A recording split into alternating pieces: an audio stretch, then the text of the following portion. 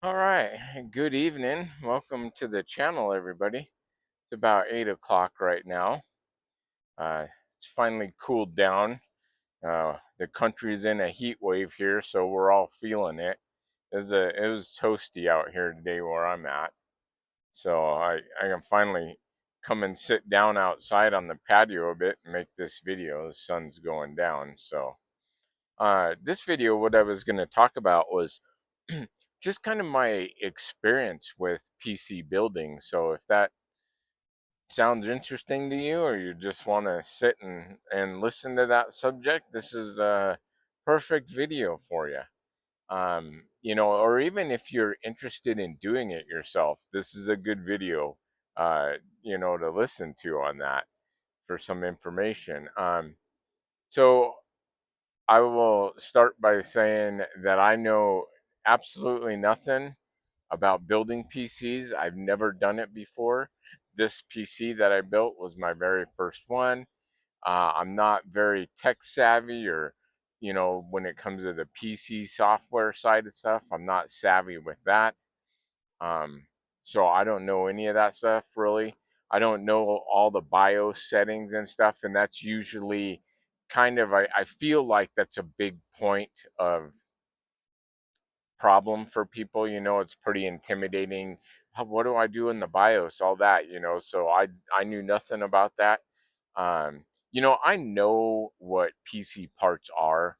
I know what a CPU is and a GPU, and I know what the RAM is, and an AIO or a cooler. I know what those things are. I know how they work. I know where they go in a PC, but that's about it. So, um, about just I'm going to start right in here.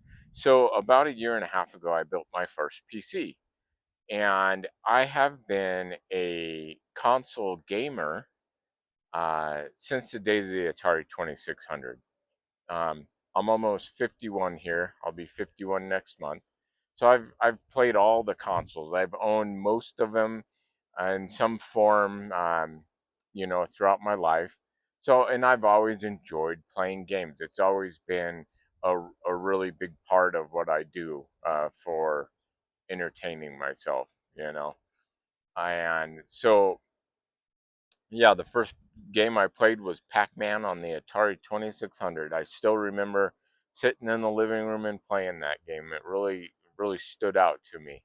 So, anyways, I decided to build my first PC like a year and a half ago, and the goal of that was I wanted to get the best performance I could out of my games. I knew PCs always offered a superior experience over consoles, but I just really wasn't into the PC landscape at the time. I didn't like using mouse and keyboard, and it's like I don't know about PC stuff all that much. I just don't want to really get into it, so I never bothered with it. And then finally here, I was like, you know what? I'm gonna do it. I'm gonna build a PC, and I wanted to build a high-end gaming PC. I wanted to get the best performance I could out of my games. So I sold off my Xbox Series X and my PlayStation 5, and I bought all the parts, mostly between Best going to Best Buy and buying them on Amazon. So I got the Lee and Lee 207 PC case. I got the Corsair Titan AIO, 360 um, water cooler or radiator, whatever you want to say. I got the Corsair 32 gig kit, at 6400 mega transfers. So, and I got the Ryzen 7800X3D processor, and I got a Asus TUF B650 plus Wi-Fi motherboard. I got an Asus TUF 1000 watt power supply. I got an Asus TUF RTX 4090 graphics card. So I had all the stuff, to build a high-end PC. So that all came. I put it all together. It was no, I found it to be absolutely no problem. I got the PC together in less than an hour. Um, it was pretty straightforward. I mean, everything's labeled well. Where the wires plugged in, it's like, you're plugging stuff in, and it's like showing you, oh, fan header one, two, three. It's everything's labeled. It's really simple. It's just basically like putting together a snap together model. So I wouldn't let that stuff discourage you. It's really easy to put it together. So I got it all together. I hooked it up, and I noticed that I started having crashes within a few minutes of getting into any game, really. So I was pretty sure that I put the PC together right. So I figured it must be a software issue.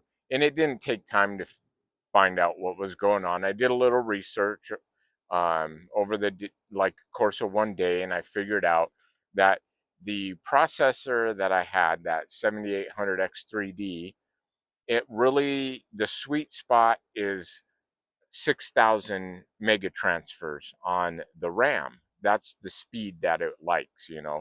Um, and I had the kit of RAM that I bought went up to 6,400 mega transfers. So when I put the kit in and then I went into the BIOS, I just made sure it was set for the highest RAM speed possible, and that was too fast. That processor will not work well with a speed of RAM that fast. So I just turned that down, that speed. I brought it back down to 6,000 mega transfers. No problem with it since then. So that was it, and that was really an easy problem to solve. And as far as like turning on the computer and setting it up and stuff, I went into the BIOS, made sure on the first page of the BIOS, the flash page is what they call it, I believe. It shows you what is connected to the computer. So I just made sure all of my uh, things were connected. I made sure that it was reading my graphics card and the RAM and my SSDs that I put in. I put in a 4 terabyte SSD, and I made sure all that was recognized. Then I just went into the fan speed, and it's all automatic. You can pick what speed you want to adjust the fans at, or you can do it yourself manually. I just set my fan speed to silent, and that's it. That's all I did. And then I just turned the computer on, booted up to Windows. It was fine. No problems after that. So super simple, super simple. And I am running. When I built it, what I wanted to do was I wanted to be able to run all of my games at 4K max settings, with a lock 60 frames per second. That's the experience that I myself was looking for. So that's what I was able to get quite easily. So I run all of my games, like I said, at 4K, 60 frames per second, max settings. I usually don't turn path tracing off, or don't turn path tracing on, because I don't like it. I think it makes the image a little soft. So I just use all the other settings except path tracing. I turn the rain tracing on and all that stuff. So that's kind of what I wanted, and I really can't tell the difference between 60 frames per second and anything higher. And I'd rather, for myself personally, I'd rather spend the extra power of my GPU on being able to support and push maximum settings on all my games than over a higher frame rate. Um, so 60 frames a second is just fine for me. And then that way I can still have that. Plus, I get to have maximum settings in every game pretty much. So, and that's kind of what I was going for with this build. So, I got completely exactly what I wanted. So, I would definitely recommend doing that. Oh, and I run all of my games too at DLSS quality mode. If you try to run everything at native, you won't be able to maintain a lock 60 with maximum settings and all this stuff. So I usually always use DLSS quality in my games too. So that was kind of my experience. It was very simple. For everything I had kind of going on, thinking about in my head, it was simple to do. I watched channels too, like before I did it. I watched channels like Robitech, Jay's Two Cents, Gamers Nexus, PC Centric, and there was a couple other ones that I can't remember the names of at the moment. But I watched a few channels too, and they helped too. So it was very simple. I would highly recommend doing it. I'm very satisfied.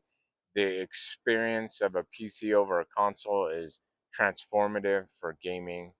Uh, in my opinion, I had some games that I played on my console, and then I went back and played them on my PC, at maxed out everything, and I mean, it was a transformative experience, and I love my PC, and I've been bitten by the bug. I want to keep building them. I don't know what I do though with like 20 PCs in the house.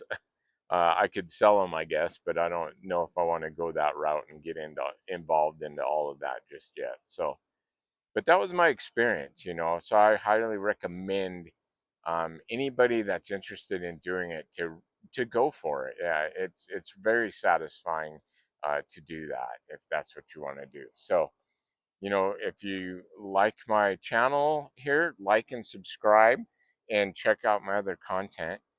If you do subscribe, turn on notifications so YouTube pushes my new videos out to you. And we'll, in the next one, I'll be talking about something else. That's what I do on this channel. So it's just kind of talk.